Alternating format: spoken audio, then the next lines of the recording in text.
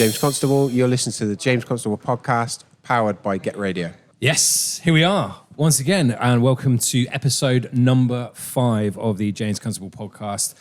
We're here at the White House from Tap Social Movement. Thanks so much for them to housing us today and supplying the very good beer. We have to. I think we have to talk about my beer first and foremost, just for everyone on the cameras there. That is an absolute stunning New England pale there. It looks like custard. It looks like custard. It tastes like heaven. So big thanks for that. You boys were panicking at the bar and went for a lager and a pale ale. I love it. Love it. This is why we go to pubs, because I have a great time. So episode number 5. I'm really interested about this episode because we're going to be dealing with something that a lot of players have never had during their career, and something that you've had during your career that was given you at quite a young age, something that you had at Oxford United, also something that was taken away from you and also never materialised later on in your career. We'll get to all of this throughout the podcast, but today's episode is about captaincy.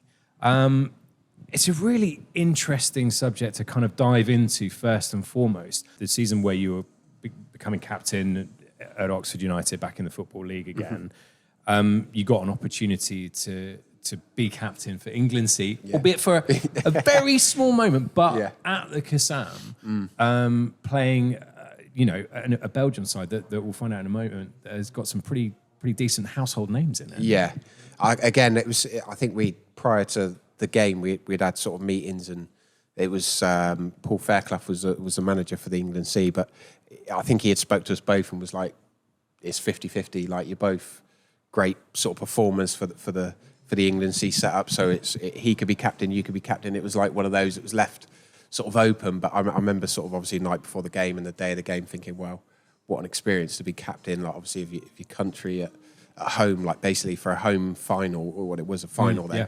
Yeah.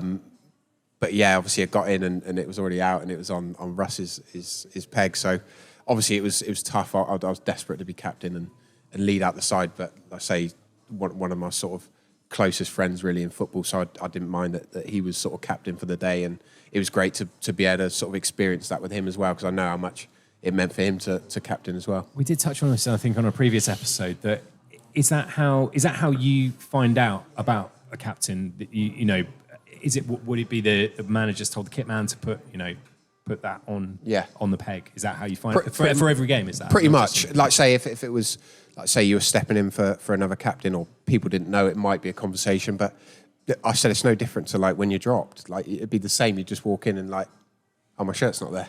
It was literally, sometimes the manager wouldn't have time to say it, or obviously their Friday's always manic. You're doing press. You're trying to sort everybody that's not involved, managing all that stuff that sometimes they just didn't get round to telling you, or like you'd turn up and like say you weren't playing, or similar, like sometimes for captaincy you would just get in and it'd be there. But obviously privately you probably had a chat with Russ and said, look, you're going to captain tomorrow. But for me, obviously it was sort of one of those, it was sort of tough to take. I was desperate to lead everyone out, and like I say, it's hard to not get given that opportunity. But then 15 minutes at the end, that sort of hunger that you wanted to do that I got the chance to do it.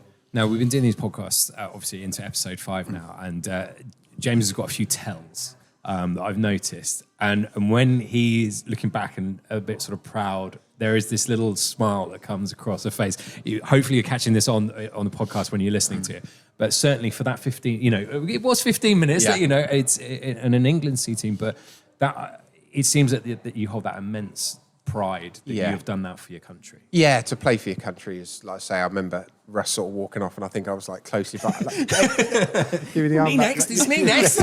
I can't remember who was coming on, but I was just, you see it all the time. They just take off the armband and give it to that player, and I was thinking, oh, please don't give it away. Like I want just that. hanging around him, just following him. I thought offering the arm. You forget at this point that you are 1-0 down. Just desperate to like say put that armband on, and it was a bit baggy. So I think Russ was a lot sort of stronger than me back then. But yeah, it was a great experience. I loved, like I say, 15 minutes of just obviously playing for your country is one of the proudest moments of my sort of career. But then to captain for 15 minutes, it could have been 5 minutes. It was just a phenomenal experience. Unfortunately, we lost, but to sort of be up there and around everybody with that. And I think there's like 2 pictures from the game, and one's me pulling sort of an awful facial, so I can't use that. But it definitely happened. It's there. I've got that picture. But no, great experience. Great, like I say, something I look back on with immense pride. And Statman Ted, we mentioned those a couple of half decent players who are, they're still playing now from that England C team. Well, yeah, Simon Mignolet in goal, Raja Nainggolan in centre mid. Big players for Belgium have featured at big international tournaments. Mignolet at Liverpool, first choice keeper for a while. It must be weird looking back on it, because obviously at the time it's a Belgium under-21 team against England C. Like you said to me off mic the other day, there are a lot of really quality players that played in and around that setup and in those little tournaments. Yeah. I think for us, we like you say, we weren't aware of these guys. I think they even brought like the under 18s or under 19s. It wasn't even like the under 23s what England was. It was like a lower age group, but we had no clue who these guys were. Obviously, we knew they were good players because, like I say, a couple of years younger, and we struggled to sort of get near them for a lot of the game. It was a tough sort of game, but yeah, you don't sort of realise. But obviously, England C was a huge. I think there's like a Premier League 11 of England C players that have been through that system. Obviously, non-league. It's only available for non-league, and then they've gone on to not just get into the Football League, go and play in the Premier League. So it's a huge thing, especially for, like I say, non-league players. For me, it was obviously joining a non-league club. That was my first sort of thought. Really, was like, oh, you got a chance to play in that sort of competition again and be part of it, because it was such a special thing that you're not always maybe going to be good enough to play for the proper national team. So that was our sort of opportunity to represent your country, but for that level. Buzz, I've got to ask, did Nainggolan have that mad tattoo on his neck at 21? No, I don't. That came later. That's, as soon as you mention him, that's it. That's the first place I go to. Those crazy tattoos. Well, I think he's a man for bookings, and much like yourself, James, it wouldn't be a proper England cap at home at the Kassam if you didn't get a booking. So the full James Constable experience in that game. Again, I think that all comes to that. Just I know we were losing, but also we were underneath what they were. They were a different level, and it was frustrating to just try and get the ball, try and cause them any sort of issues at all. But then obviously when you look at the keeper they had, there's no surprise we didn't get any past them. But yeah, no, it wouldn't be a proper sort of game without a yellow card. So obviously that moment holds immense pride to you, and we move on to the promotion winning season with Oxford United. The captain armband bestowed upon you, although was kind of it was a strange scenario with the captaincy. Just kind of go through and explain. Yeah, that. Again, early on in the season, I'd had it sort of briefly in and out, so I'd have it, and then I'd sort of Muzz would be back, and then obviously midway through that season, he'd been out and he'd faced a few sort of niggles, and I'd had it for a few games, and then he would be back, and I think Chris pulled me to one side and said, look, if this is sort of prolonged period of time, we can't have sort of different captains and stuff going on. So you will take over the armband, and like I say, unfortunately for Muzz, he'd had injuries. Then he came back, and I think it was around Christmas time. We were out at Chesterton training, and I don't think it helped. It was like a cricket pitch during the summer, and then obviously we take it over. But it was rock hard. Like we come back pre-season, it was just white. It was dead. There was no sort of grass on it, so training on it was quite tough. But I think that didn't help his back. He was travelling from Derby as well, so he came back. Obviously, tried to train, and it just wasn't right. And that was him sort of done just after Christmas, and he didn't sort of play again. So obviously disappointing for us as a group. We were losing a big part of that team, a big part of the club, and what it meant. So and then obviously Chris said, look, you're going to be the guy that then sort of takes the team for the rest of the season. But at that point, didn't realise probably what was coming and what the next sort of 4 or 5 months was going to entail. Just before we get on to that, which is interesting to say the least, did Muzz give you any advice? Was it kind of a changing of the guard, as it were? Is there advice that's been passed down? Even at Kiddie, is there anyone that sort of bestowed advice upon you to how to captain or what to do, or is it just like you've been made this because of who you are? Yeah, I think so. I think a little bit of. I think every club may be slightly different. For me, I never had that like one moment where they were like, "Come up, here's a captain's armband." There's like a speech, ceremony. What do you want to say? Something. It wasn't like that. It was like I say. I think Muzz very similar to me, sort of led by example, led that sort of that role as how he played and how he sort of conducted himself. So for me, it was just a case of picking up from what he had done and how he had sort of managed the first part of the season, even with injuries. He was still a big presence in the change room, big sort of member of the playing staff off the pitch at training. So for me, it was just carrying on really from the work that he had done earlier in the season and sort of hopefully carrying it through to the end. So that must have been an amazing feeling. You know, we've heard in previous episodes your kind of, you know, your love and everything for Oxford United, and that has really shone through. To be made captain, you know, of the club that you said you wanted to sign 10-year contracts for, must just been immense pride.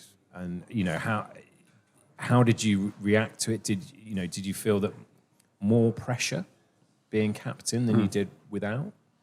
Yeah, I think so. There's definitely more responsibility that comes with that, and a sort of like all the press would tend to be me, or like say that if there was ever a club event, you'd be the sort of main person there. So there is definitely a lot more responsibility. But again, for me at the time, I'd obviously loved the football club. I loved being part of that. So the more responsibility I was getting was great. I sort of loved every minute of it. But you definitely are wary of that. You feel that in the back of your mind. Obviously, you're out there leading the team out on match days. You definitely understand what that means, and it's one of those things you learn as you sort of going along, really. I was going to say you loved every minute of it. Now, I know that's not quite. Yeah, you have told us that. You have told us not quite every minute of this. Let's go to Wembley. Yeah. Again, the captain responsibility, leading your team out at Wembley. That is, you know, along with England, must be another pinnacle of your career, another highlight that you look back on and go, wow, was that me doing that? Wow. Yeah, well, again, we'd obviously been there with Kiddie, and I'd seen like Stu Whitehead, the captain at the time at Kiddie, and like he'd done that, and I just looked and thought like he's meeting these famous people and then introducing the players, and just little things that like most people probably don't even notice, players don't get. But for me, just seeing it firsthand and seeing that, I could see the pride in his eyes doing it, and I like I say, it never sort of crossed my mind that I'd be doing it at Wembley 3 years later for a club that I had sort of settled with and I wanted to be at. So for me, like I say, I didn't have a huge amount to do pre-game. I think everybody was so focused. Everyone knew. Obviously, I'd say my bits here and there, but everybody knew what they were doing. Everyone knew that what this meant for the club. But to, like I say, to walk out, I think, again, it's probably one of those things you don't really take in at the time. Like you're doing it. You're so focused on. I see, and I've got like walking out with a mask on. I'm not even talking. I'm just so. This poor kid's just being sort of dragged onto the pitch. Like, I was just so focused on what we had to do. It's one of them. You see him now, and the mascots and the players are talking. Literally, I was just so focused that you just wanted to get out there. Introductions? Did you have to introduce the team to anyone? Yeah, I think, like say before the game, obviously we lined up, and I think it might have been Jeff Hurst and players that sort of the dignitaries that come down, and you take them along the line, and you're introducing them to players. And did you forget any names? No, I didn't.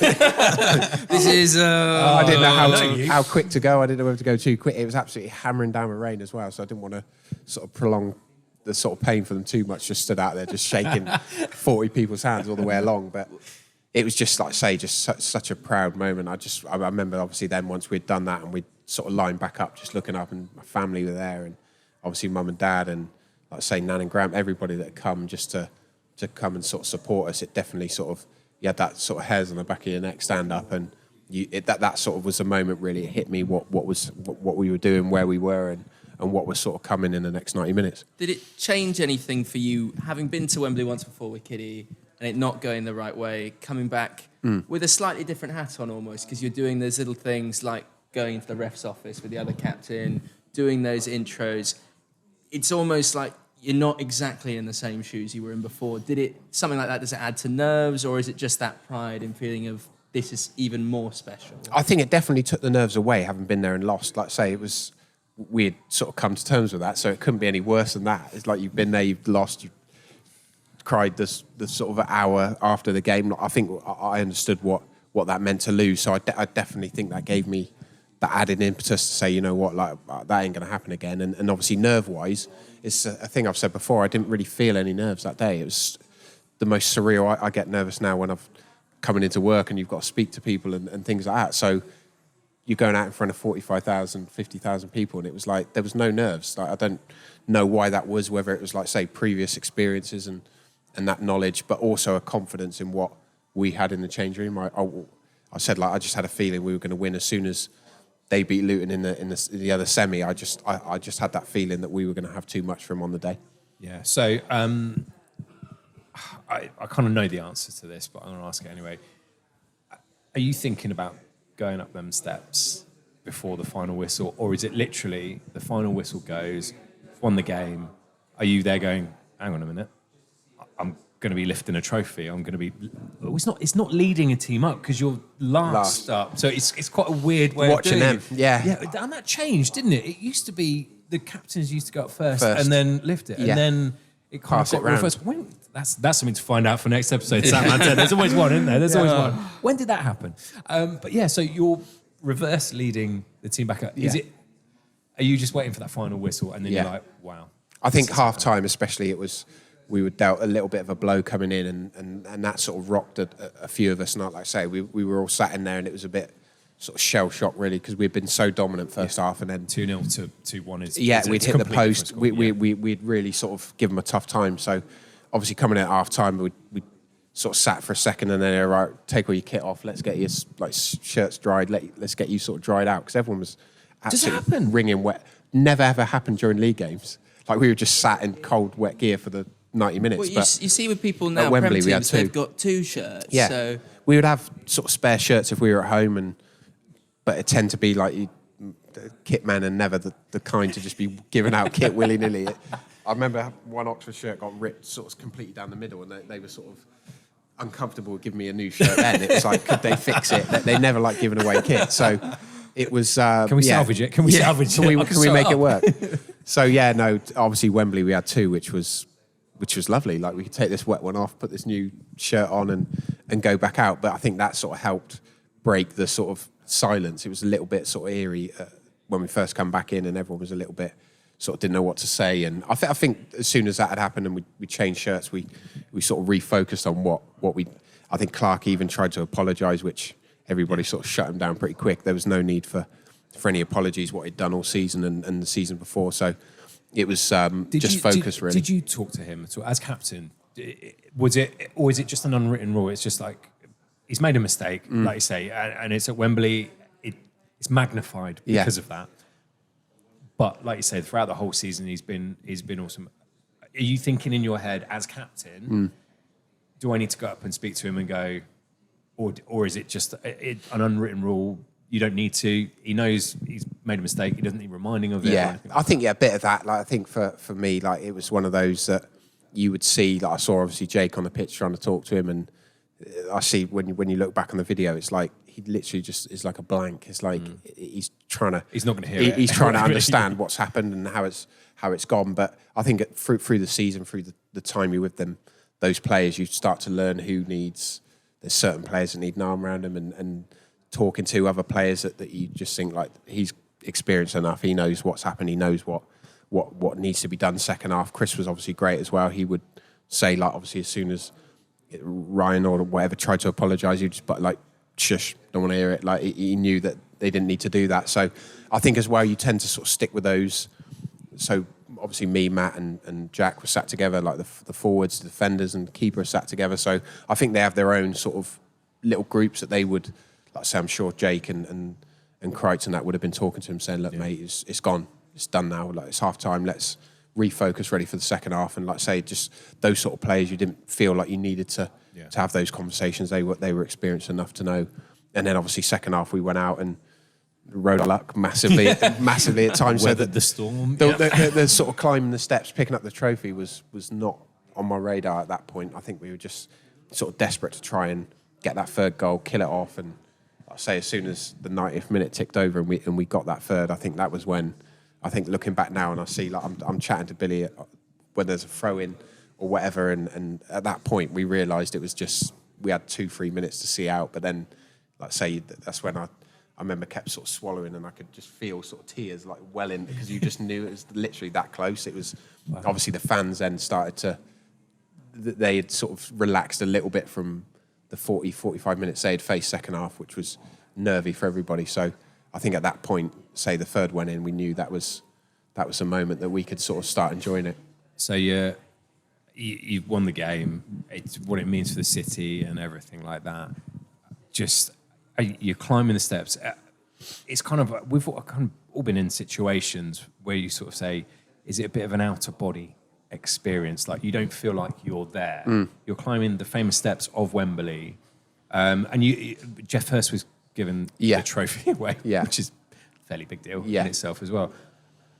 Was it like an out of body experience? Was it jelly legs or anything like that, or were you just like, this is amazing? Yeah, I remember obviously saying the night before, I said to him, I think I messaged Muzz and said, look, can we have a chat? And I just said to him, like, on obviously tomorrow, if we do win, obviously I'd been there with Kiddy and we'd done all that stuff at half time, which I'd learned from, but I didn't want to sort of think about it too much. But I thought, look, I've got to say to him, look, if we do win, do you want to come up and we'll share it? Like we'd lift it together. It's you were the captain for the season. Like if you hadn't been injured, you'd be this guy doing it. So for me, that was a big part of it. I wanted him to be part of that as well. And like I say, he was fantastic during my time. So it was great to be able to say to him, look, once we lift that. So obviously met up with the guys and we sort of went up. But yeah, I think that sort of holding area, I remember that and all the sort of the excitement. But then the next sort of 2-3 minutes is just, like say, a blur. Like you don't remember you probably don't really take it in. You don't appreciate it. It's just,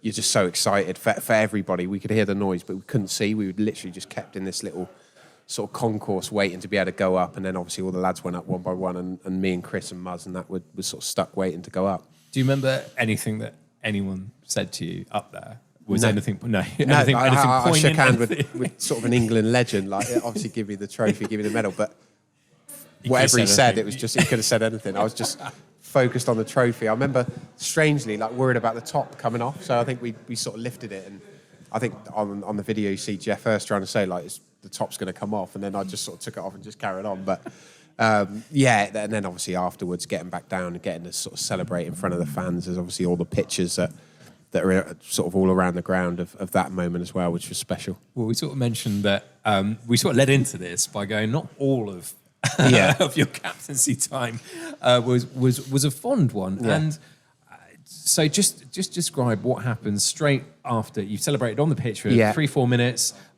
You had an interview on pitch sides. Yeah, straight afterwards. And then what happened then? Then it was just like pandemic. It felt like longer than 5-6 minutes. It felt like we were out there for hours. But then we came in and, like I say, we were sort of hurried off to do interviews, me, Chris, and I don't know. I didn't really sort of think about it too much. I just thought, well, we might go and quickly speak to someone. 45 an hour later, we're still speaking to, like, there's every press from every country. There's all this going on, and the fact it was the first sort of game, and we had been like at Wembley for so long, and then they wanted to talk about that, and like just didn't really assume that what was happening. And then we just got back to the change room, and it was like there was just bottles of champagne. It was like a scene out of The Hangover. There was just bottles everywhere, towels, like the floor's soaking wet. Everybody's back in their tracksuits. We'd literally missed all the celebrations, obviously all the pictures of. So Muzz got all the best of both worlds. Yeah, the trophy. He got to lift it, and like say, you look back, he's on all the pictures, and which for me, obviously, I gutted that I missed that. But I think in a way, you look and think, well, I'm glad that he had sort of missed those bits that he got to sort of celebrate. But I'm going to have to sort of Photoshop myself into these sort of celebrations in the change room, because it was, like I say, you missed all that, and that was part and parcel of obviously winning it. You see players with these GoPros now, they take them everywhere and they sort of enjoy it. But for us, it was, we had to go and do that, and we didn't sort of think too much of it. But normally it'd be man of the match, so it would be Chappie or from the game. But for whatever reason, it was me and Chris that were sort of taken and went off to do that. But unfortunately, missed all the sort of big celebrations. So you sort of described there that you missed out on the celebrations doing that, and you've mentioned press as well. As a captain, is there a protocol with press? Are you kind of given a bit of a debrief of kind of, right, you're probably going to be facing the media a lot more than everyone else, whether it be man of the match or whether it be facing up after a bad defeat or something like that, and being the captain of the club. Are you briefed, to say certain things? That's me putting words into your mouth. But Is it kind of deflection tactics? What is there a protocol for it? Yeah, I think not really. You just obviously from playing, you see things. You see like Premier League, you see how they do it, and you're just copying them. You literally just copy because it's like, and then you see it nowadays. Everyone's like, oh, it's just like a robot. Do you model yourself on anyone in particular, James? No, I don't think so. I just think you've got to be. I think when it was me, I'd always take like a minute and just think like just try and cool down because I think sometimes it's so quick after the game if you've lost, or it's easy to say go and say something that you think like later regret. Think, well, maybe I shouldn't have said that. I think a couple of the early times if we've lost, I might sort of say like, oh, we weren't good enough at the back, and then I think like actually would I like it if it was someone else as captain? They were like, not like you don't have a history of that on Twitter as well. Yeah. I had done that before, yeah. But I thought, you know what, like it's one of those, you've got like say more responsibility now. You need to be a bit more diplomatic, and I think it was always sort of well drilled into us that it wasn't. If we conceded goals, it was that started at the front of the pitch. Like we weren't. It's not good enough to just say, look, defenders, could we have done more as forwards? So I think that was always the way I would sort of do it, and like I say, I would never try and sort of dig anyone out or leave anyone out to dry, really. Like there was times where that would happen in the press, or like certain sort of people that would commentate or whatever, or like press at the time. I remember there was an issue with, I think, one of the reporters that were giving us a bit of a hard time and scoring us on a Saturday. Some players were getting like 2s and 3s, which I think it made it difficult. Like, yeah, that's in a year you get promoted as well. Because then you've got to go in and try and sort of speak to these guys. So I remember we had sort of a few issues where certain people weren't allowed sort of permission to training ground and things like that, which is not great. You don't want to be sort of cutting people out, but then we just felt like we were being probably harshly treated in certain aspects, because at the end of the day, no one sort of goes out to not play well or not give their best. So I think as a player, you try and leave as much out of it as you can and keep it as sort of nice as you can. And obviously, but as I understand, as fans, they want answers. They want to know why you haven't performed. But sometimes, like I say, you can't always say. So an amazing year, captain, reverse leading, as I'm kind of just describing it. The steps of Wembley, go into a new season with Oxford United in the Football League for the first time ever as captain. Yeah. I want to ask this question. As captain, do you have a better, more special relationship with the manager than all the other players? I think so. I think obviously ultimately he's the person that's responsible for giving you that sort of accolade, that responsibility. So I think for him, he obviously completely trusts that person 100%, or like I say, you wouldn't give that person that responsibility. So I think you definitely do have a different level of relationship, where obviously we're in contact on a match day, like say throughout the week during training, to see how are the lads, like how is everyone feeling. Like is that funneled through you? Yeah, pretty much. I think it would be a question that I was asked quite a bit from Chris, and how are the lads? Are they all right? Is training all right? Do we need to change things? Are they happy travelling at certain times? We used to come in sort of 11:30 on a match day on a Saturday, which is not everybody's ideal. Like we're sat in the change room, we're out at sort of 11:45 for set plays on the pitch. We're back in at sort of 12:15. We're then sat for an hour and a quarter till like the mascots come in, and that's when it ramps up and you've got sponsors coming through. But that wasn't everyone's cup of tea. It was hard to get used to that. And like say, that was one of the things. It was like, look, is everyone happy with that? And it was, no, they're not really. Tell him, James. Tell him, James. The lads are obviously on at you. Like, we don't want to do this. Like, you need to tell him we're not doing it. We're not.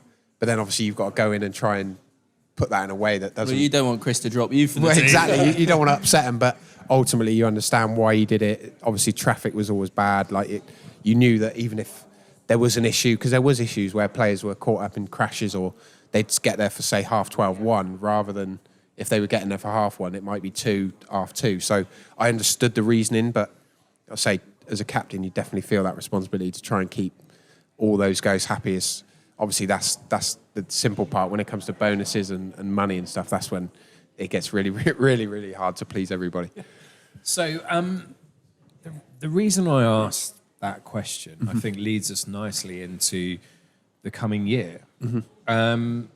There's a lot of politics around captaincy, and this sort of reared its head, I dare say, at a weird time. If you listen to previous episodes of the podcast, that promotion sort of going up into the Football League, you kind of want stability. You kind of want everything set in place. That wasn't really the case. Yeah, I say like the first season, it was one of those. I think we sort of finding our feet. We struggled to put sort of any sort of decent run together. Like the team had changed, and we were sort of really just trying to get our feet in that league and sort of understand it. I don't think we particularly played poorly. I think we finished the season. Well, that's for Statman Ted to all right. But it was definitely a season of sort of new for everybody. Yeah. We were getting used to that, and like I say, it didn't particularly sort of set the world alight. But I thought we did all right getting our first season back.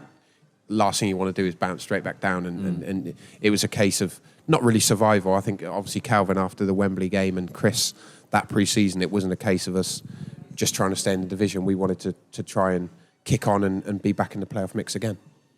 Yeah, and it kind of, as the sort of season progressed, and as we've heard, their off the field antics in terms of personally with you with interest from different clubs, and going into that second season in the Football League.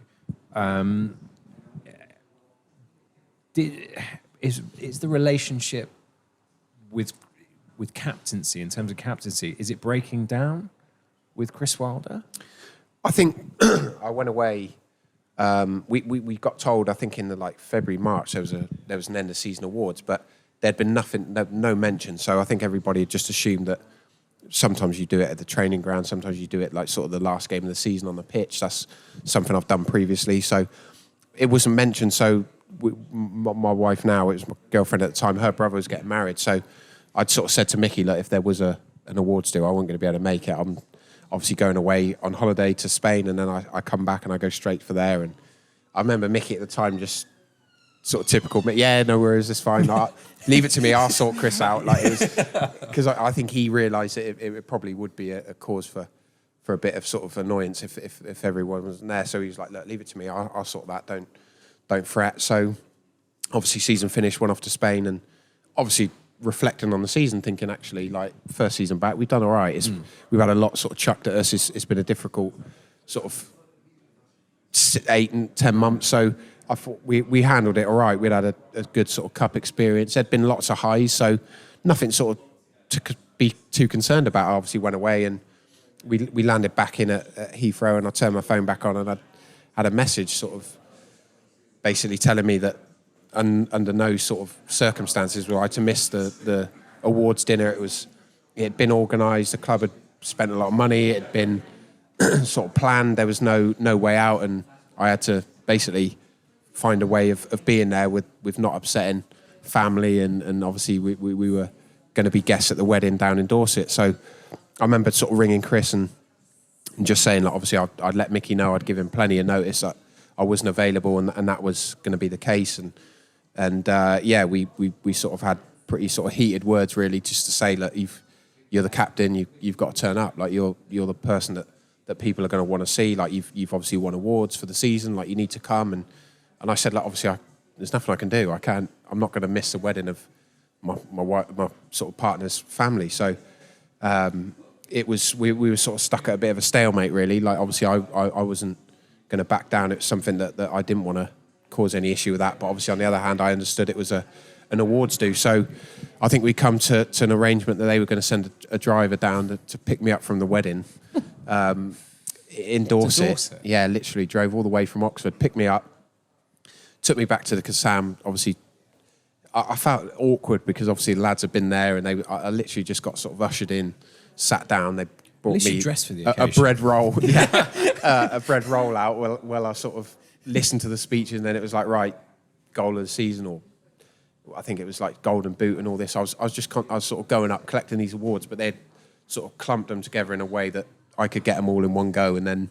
I could obviously get back off and get back down to the wedding. So it was a strange one. Like I say, I think probably I was frustrated that I was being made to miss bits, and like I say, obviously I could have stayed at the wedding and just not come. But I felt a responsibility. Like I say, I did need to be there, but it was frustrating that I was having to sort of leave that. And I think, again, there was potentially another award that they were going to give me, but because of that, they had taken it away and given it to someone else. And again, these are all things you find out sort of later down the line. Well, there's a perception thing as well. You say there about not wanting to be ushered into the rest of the team as well. They were all there. Yeah. For you to come in, kind of miss out on that kind of just the bit with everyone else, and then to suddenly be out the door, that looks a certain way as well, and that's out of your control. Yeah, it would literally just the way how it had panned out. Obviously, I wasn't aware there wasn't an awards, and then it got sort of planned, and then I thought I'd done all the right things, letting Mickey know, and I was hoping that would have been enough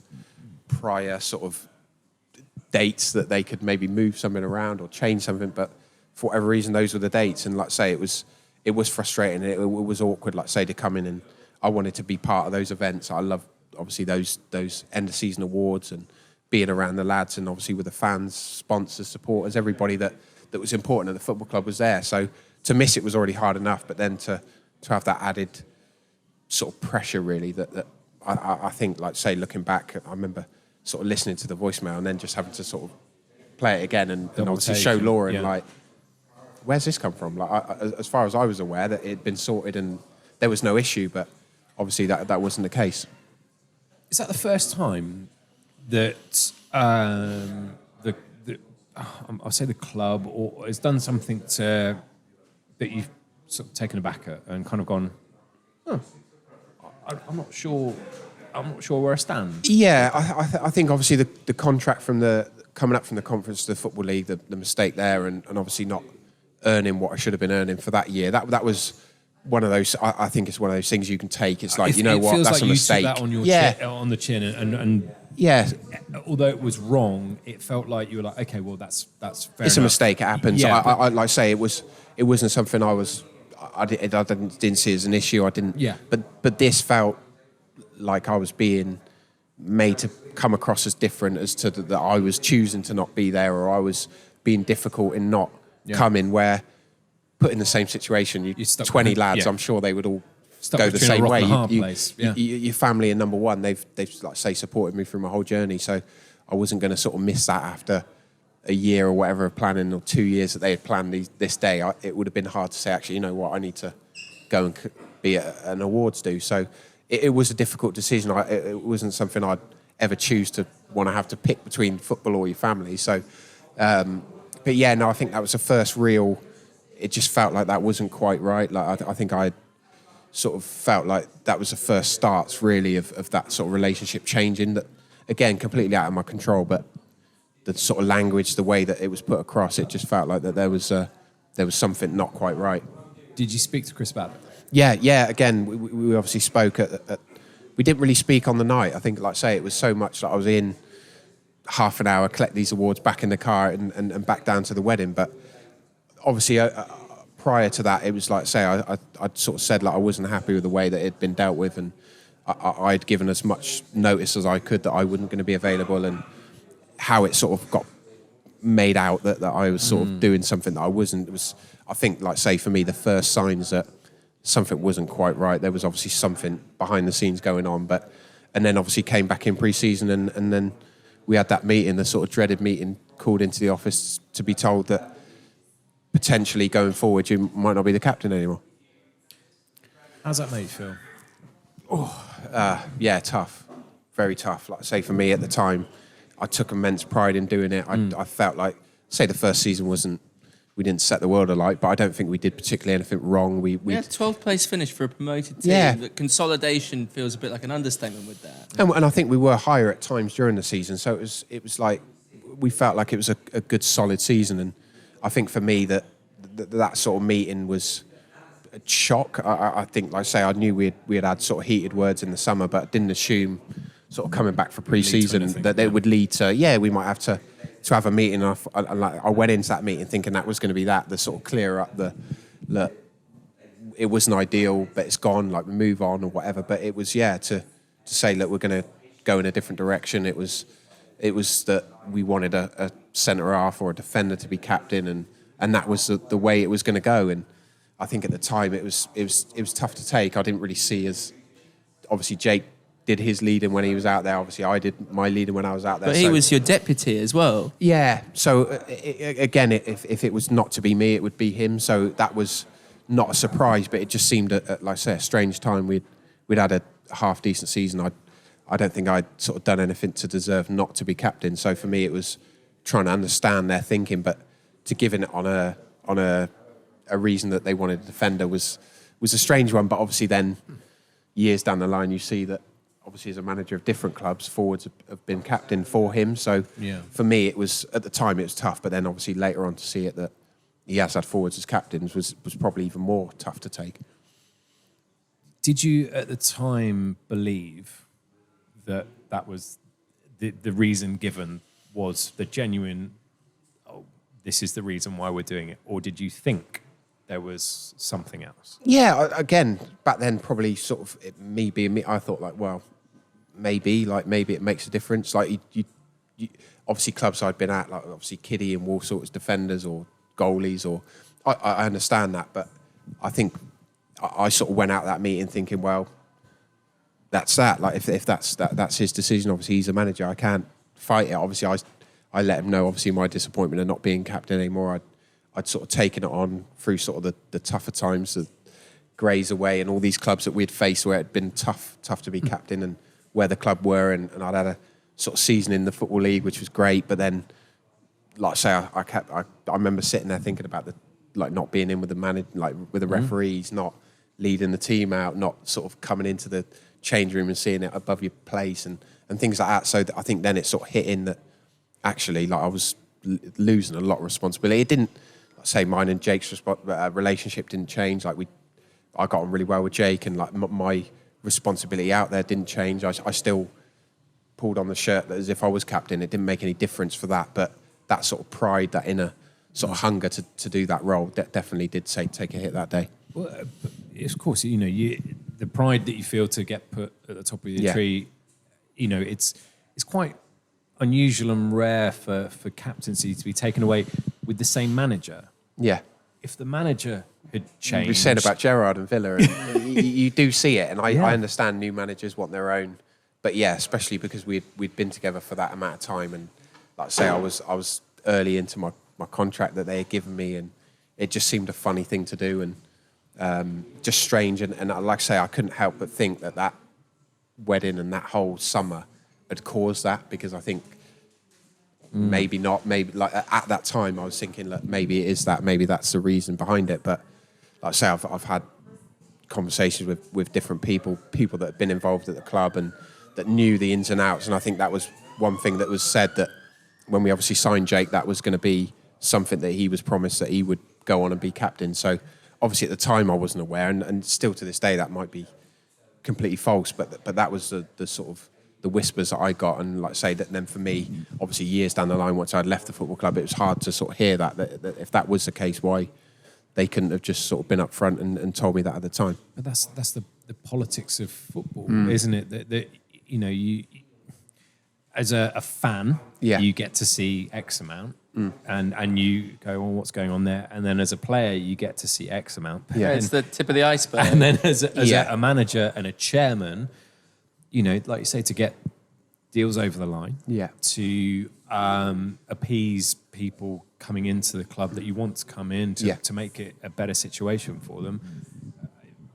I would say not rules are bent, but promises are made. Yeah, well, exactly, and it's, I suppose it's no different to like goal bonuses and obviously to be offered the opportunity to be a captain. I don't think you can hold that against anyone for wanting to have that, because like I say, it's a massive honour. So, but I think just for me, it was then obviously Jake taking over and looking at like the way he did things, and he was a very different captain. He was a very much like, he would speak to everyone. He would plan all the nights out. There was a lot more to it that I then realised, like there's a lot more that probably I should have been doing, or at least sort of like learning from. But I probably, the way I did it was a lot more sort of like lead by example, do everything 100%, give 100%. But actually, like say, keeping the sort of group together, like making sure the new signings come in and they've got all the right stuff, or they've got the right information, or like in the group chat, making sure everyone knows that meeting times and all these little things. There was so much more to it that people don't always see or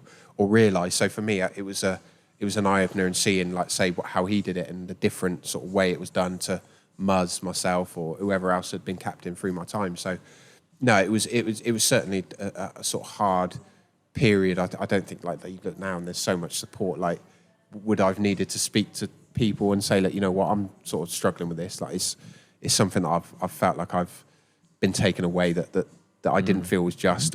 But back then we just got on with it. It was just like, say, there was a job to be done. We were off to, I think, Boston in America for pre-season, so there wasn't sort of too much time to linger on it. It was just a case of sort of getting on with it, and that was it. Do you think something like that affects your performance on the pitch? You've said before to us about how there are very few games you actually go into feeling 100%, whether that be physical, little niggles, mentally. Yeah. Does the weight of having captaincy and not having it affect that and the way that you walk onto the pitch and the way you're feeling about it? I think not so much, because I think if he had told me the summer when we broke up, or like after the awards do, I'd have had all summer to sort of dwell on it. And whereas it was literally the first sort of week back to pre-season, so it was like, that's that. Now we're going to America, then we've got pre-season games, then we've got... so literally just everything sort of took away from it. And you could actually just focus on the games, focus on, like, say, new players coming in, like new sort of cup competition, all those things that sort of come, which actually deflect from you being able to focus on that and sort of probably take the time you need to think, well, it's a big deal. Like, say, it's not something I ever imagined would happen, especially after Wembley and then the first season back in the Football League. I just didn't see it coming. So it was probably, sounds crazy in a good way, that it came like when it did. So you didn't really have time to think about it too much. And like I say, obviously now you see like Tyrone Mings at Villa, and you try and put that into perspective, like England player, captain of a Premier League club, to then get taken it, and then you can't play because you're not in the right mind frame to play yet, and things like that. You just think these guys were at a lot greater level. Like, you imagine the pressure they're under to just crack on and play. So yeah, I think for me, like, it was never going to be a case that it would take away from my performances playing. But yeah, it was definitely a tough period. I look back, and I was speaking to Laura last night about it, and she was like, yeah, you were sort of quieter, and obviously for me, I don't notice it, but for her, she was like, yeah, it was a tough time for everybody, your family. You sort of, it was a tough thing to take. Yeah, you've had, you know, you had it taken away from you, and it's the Statman Ted. You got some performance-related bits and bobs in terms of that. This is more going back to what we know of you as a player, James, because there's lots made in the press of when somebody is made captain, and there were some naysayers who thought maybe somebody who makes quite so many fouls, gets quite so many yellows, might not be the best person to make captain. Yeah.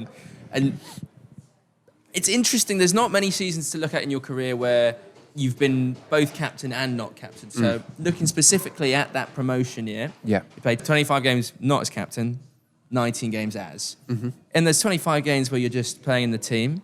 You get 8 yellows and you score 12 goals. Yeah. When you're made captain in those 19, only 3 yellows and you score 14. So you're scoring more, less yellow cards. Is there a certain way? Leading by example. Exactly. There we are. Might I add, though, he still did have the most fouls for the entire team across the season. So maybe you're just getting better at treading that letter of the law. But I think you got a bit more leniency as well when you're captain. I think refs tend They've to... seen you. Yeah, you've had a chat with them. They know what you like. You're controlling the team. Yeah. And like say, I get to, obviously as captain, speak to him a lot more. So I said that was my excuse for getting more yellows. I was like, obviously I was there more with him. So talking to him more, there's going to be the opportunity to me to say the odd thing maybe out of place and pick up a yellow. But no, I think, like you say, it definitely comes back to that there was definitely a feeling of more responsibility. I'd not behave, but I had to tread carefully. You'd dive into less tackles. Yeah, I think so. Definitely less tackles, because that wasn't a strong point. But I tried to sort of play it a little bit more sort of nice. As I mentioned before, Chris was keen for us to keep the ref on side. I think he was like, look, let us get on his back, let us shout and bark at him, let you guys just focus on the job in hand and like say, not get on his back too much. So that's something that's added to the dimension of your playing day, because you are meeting the ref in his office beforehand, and you're the mediator, as it were. Is that become something you have to start thinking about, how I negotiate my relationship with the ref for the rest of this game, keep him on side so we get the right decisions and that. Yeah, because like say they'd turn up and you'd think like, not him again. Like you'd literally get that sinking like, oh, he booked me or he sent me off at so and so, and there would tend to be the same sort of guys on the circuit, the same maybe 6 or 7 that we'd have home or away. Like there wouldn't many new refs that would come in, so there was definitely that feeling of, oh, who is it? Oh, it's not him again. And you've got a different atmosphere. Then you try and like sort of crack a joke, or you try and be sort of over friendly. Big smile. Yeah, hiya.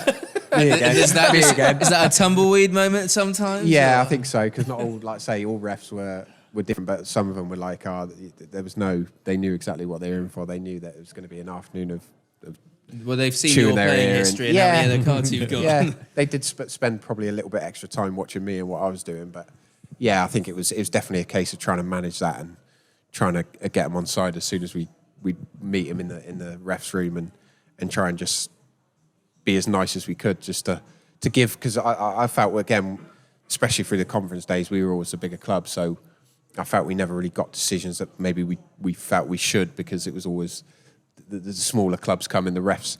It shouldn't happen. Sympathy. In the rules, it doesn't happen, but in reality, it does happen. That's such a funny thing, though, now. We look at the Premier League and we talk about the big 6 getting the decisions, as it were, as opposed to the smaller teams. I think with VAR, they've sort of tried to cut that out a little bit. Like, you can't say that now that these offsides they're getting them because they're the smaller team. Like, hopefully that's going to be sort of cut out. But back then, when there was no one there to sort of check that, like say, I felt we didn't always get the rub of the green. So the captaincy's been taken away from you at Oxford United, and you've got on with things.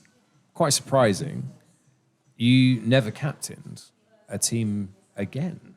Was that a surprise to you going through your career? And now looking back at it, are you still surprised why you weren't captain? I mean, you moved on to Eastleigh and where what have you.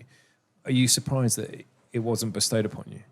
Yeah, I think obviously then leaving Oxford and having sort of a great time now, going at Eastleigh, and they've got Ben Strevens and players that have literally been with them sort of back-to-back promotions and up through the league, and you look at it, you think, well, obviously I'm coming in now at sort of 29, 30, played at the sort of League 1, League 2 level, obviously back in the conference, and I thought, like, you know what, like there could be an opportunity to be captain, but as it was, that they're sort of set players. You see teams that seem to have the same captain for sort of 10 years that never change, and I sort of understood that, but I just took it as a chance for me to come in and give that experience, try and help the younger lads, try and help the sort of even lads that are older than me that might not have played at that level before. So I just saw it as, look, you know what, like if you're not captain, you're still going to do the same things you did when you were captain. So for me, it was just one of those things. It just never happened, but I obviously loved being captain, and I would have loved to have captained more clubs. But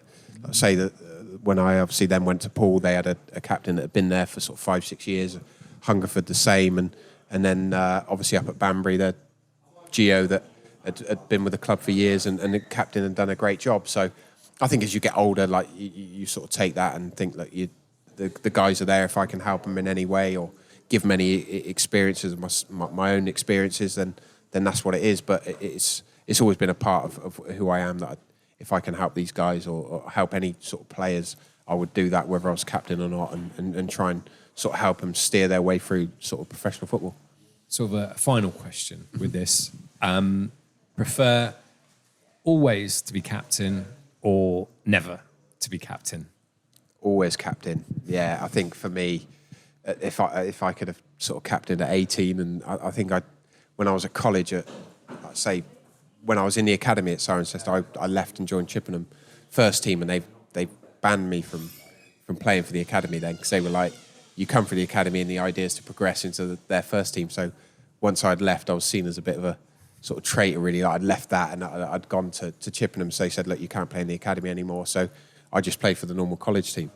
But I was obviously made captain there because there was guys that weren't necessarily the best footballers, but I was in with them, and they were like, look, you've come in, like you'll be captain. But that gave me as much pride as say, captain a team in the Football League. It's, again, given that opportunity to do that. But for me, say every game, if I had the choice to be captain or not, I'd 100% want to be captain. Yeah. Well, I know Rich said last one, but I've got one burning question. Yeah.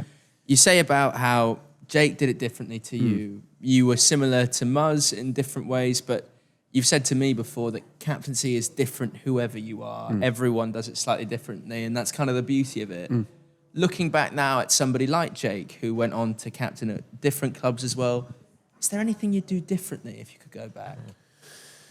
I think, I probably do a lot less of focusing on my performance and trying to like lead by example and actually like do a lot more of what he did, like say get to know everybody individually, see what makes people tick, see what they would necessarily need. I think like I wasn't one for like say shouting and screaming at players on the pitch. I think it's one of those I understood that they were experienced, they knew what they had to do, what their job was in the team. But yeah, I think when I look back and look at Jake's sort of captaincy through my time at Oxford, I think like, you know what, like he was sort of arguably the right person to do it. He took that to sort of a next level of what I had done, and through that time to actually sort of how he led it and how he did it was, like I say, I took a lot from that and realised that maybe mine was slightly different. But like you say, everybody that I've played with, everybody's done it slightly differently, and it's you get the captains that like say shout and scream and want to fight everyone at half time and all that, to then you get to captains that barely say a word, but you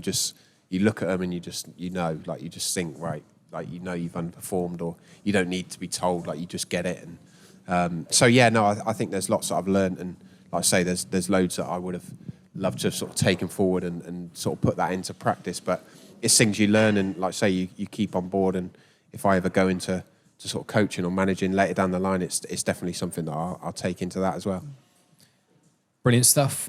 Well, look, as always, a big thank you to James, of course, for giving us such a fascinating insight on yet another aspect that, well, we can only hope to dream of in terms of captaincy. Also, a big thank you to the White House, where we are here in Oxford, and big thank you to Tap Social Movement as well for supplying the beer, supplying the lovely sofa as well. That maybe has given me a slight back issue leaning through this. Far too comfortable. We'll work that out. We're going to sleep. We'll work that out. But as always, a big thank you to everyone listening as well. Big thank you to Statman Ted. Big thank you to Get Radio for putting this all together. And as we always say, with a big clatter, clash, bang, wallop, please like, subscribe, and share this podcast, and tell all of your friends you've been listening to the James Constable Podcast. See you next time. You've been listening to the James Constable Podcast. Remember to like, subscribe, and share. We're going to have a new episode dropping every Tuesday.